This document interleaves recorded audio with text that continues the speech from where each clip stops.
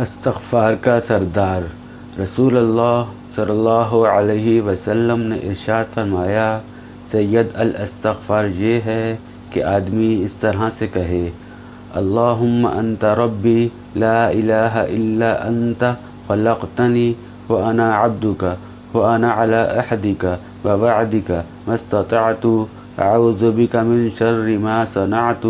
ابؤ لک بنعمتک علی وابؤ لک بذنبی فاغفر لی فإنہ لا یغفر الذنوب الا انت۔ معنی، اے اللہ، آپ میرے رب ہیں، آپ کے سوا کوئی معبود نہیں، آپ نے مجھے پیدا کیا اور میں آپ کا بندہ ہوں، اور اپنی استطاعت کے مطابق آپ سے کیے ہوئے عہد اور وعدے پر قائم ہوں۔ میں آپ کی پناہ چاہتا ہوں اور برے کاموں کے وبال سے جو میں نے کیے۔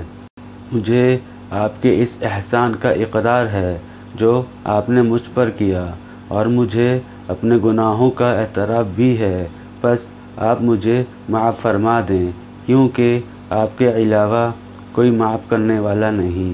رسول اللہ صلی اللہ علیہ وسلم نے فرمایا،